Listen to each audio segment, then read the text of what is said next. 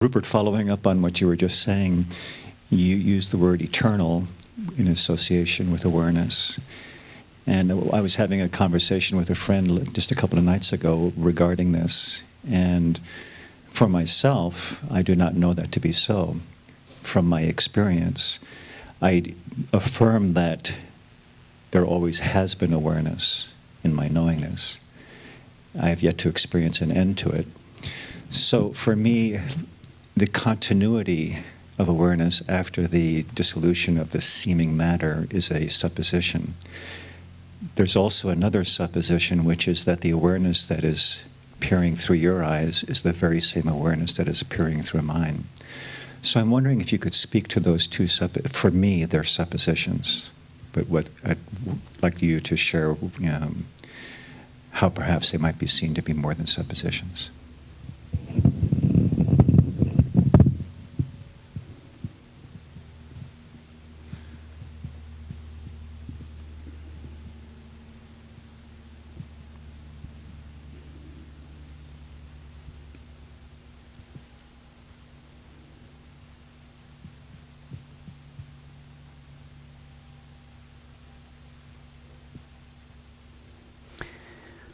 You see, we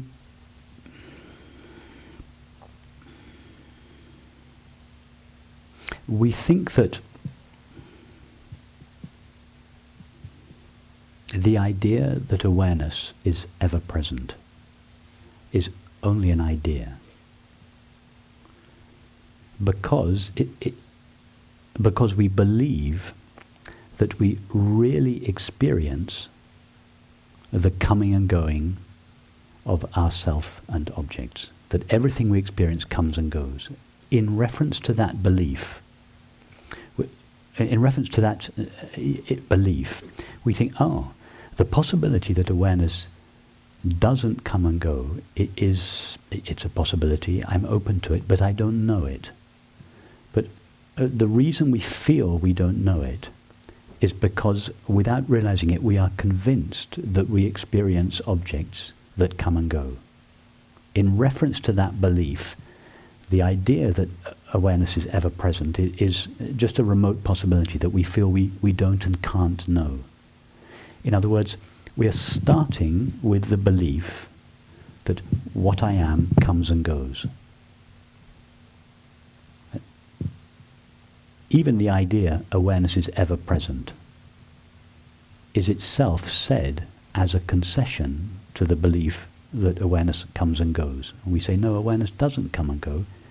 It is ever present. Even that is said from the perspective of the separate self. In other words, awareness will never say about itself, I am ever present. Because to be ever present suggests that there are other things which awareness experiences which are not ever present. In other words, they are intermittent objects. But awareness never experiences an intermittent object. So rather than presume that you are a subject that comes and goes, start with your actual experience of awareness, because as long as you're presuming that you are a subject that comes and goes, a self that comes and goes, the possibility that awareness is ever present will always evade you. It will only be a possibility. So, but don't start with the belief that you are a self that comes and goes. And why not? Because you never experience that. What is your actual experience of yourself? As you've said in one of your books, that I've never been turned on nor turned off. Yes. Did you ever experience a beginning to yourself? No.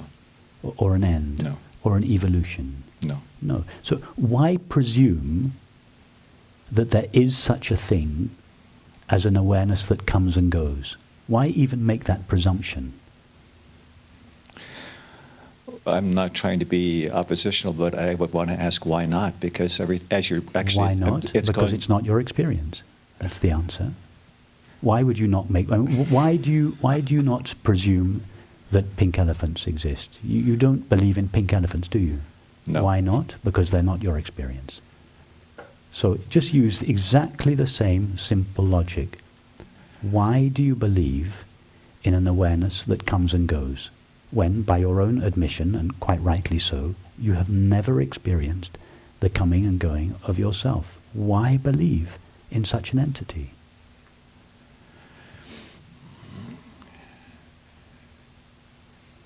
There is a reason, although it may not be founded well, and that is that I see everything around me coming and going, exactly as you were saying before. That may be so, Right. but the question is not about everything around you. Mm-hmm. The question is about you. Mm-hmm. Everything about you may come and go. Mm-hmm. We can say that if we concede that everything around us is an object, then we are, in relation to that belief, we are correct to say that it comes and goes. Mm-hmm. But even so, even at that halfway stage, what is the you that is aware of the coming and going of all these objects? That is the question. Does that one come and go? Thus far, no. Okay. I'm not. It's just I have. In my experience, is that no, I do not come, nor do I go. Why would you refer to anything other than your experience? I mean, what is the test of reality? Well, there's more to this mystery than what I've experienced. And that's just how it seems to me.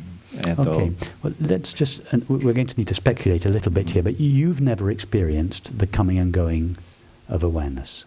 Yes. Has anybody, of course you can't answer this from your experience, so let's speculate a little bit. Has anybody ever experienced the coming and going of awareness? I presume not.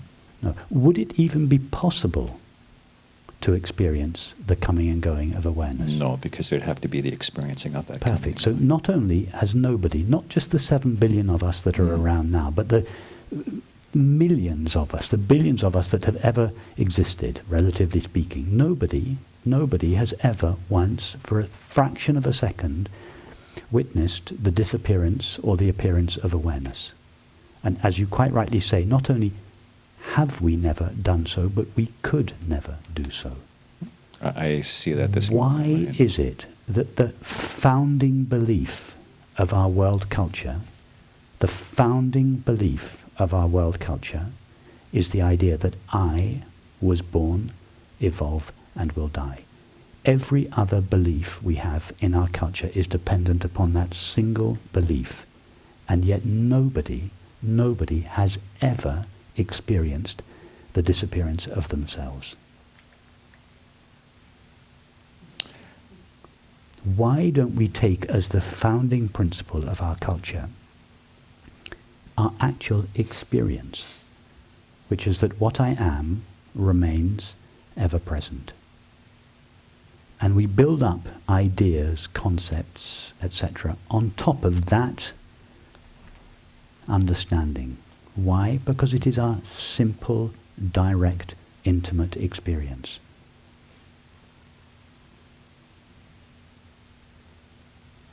If as our culture is based upon the belief that what I am shares the limits and the destiny of the body, that what I essentially am, this awareness, shares the limits and the destiny of the body. In other words, it is limited and it comes and goes. If this is the founding principle of our culture, what chance is there for all the subsequent ideas that proliferate, that are based on this single idea? What chance is there for those ideas to be true when they are based on something that is itself a lie? There's no chance. Mm-hmm. No idea that proceeds from this original presumption could be true, because the original presumption itself is faulty. Why not start simply with what we know is true in our experience? And if we want to build up ideas, and we need to have ideas, obviously, why not build up ideas, and not just ideas, not just build up thoughts, but have feelings. And not just have feelings, but relate, perceive, act in a way that is consistent with what is true, instead of thinking, feeling, acting, relating, and perceiving on behalf of an illusory self. Look at the condition the world is in today. Could it be, and all the attempts mankind has made over the centuries to live harmoniously together. Mm-hmm. And if anything, it's going in the opposite direction of that. Could it be that the reason that all our attempts fail in the end is because they're based on a faulty presumption? And that's why none of these strategies for peace work.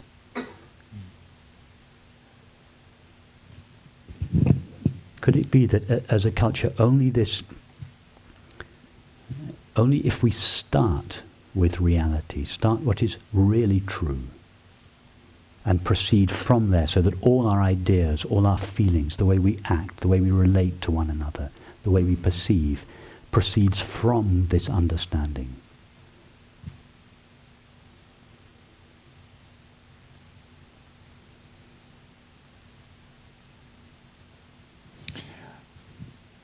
I hear you implicitly. There's nothing more that I could say. We don't have to be convinced at the level of the mind, I am eternal, I am ever present. It's not a conviction that needs to be maintained in the mind. Just cease having the conviction that you are something that comes and goes. What you shared before is the undoing of that not for me, which is that there could be no knowing of coming and going. Exactly. Right. Exactly. Yes. Mm-hmm. Thank you. Yeah.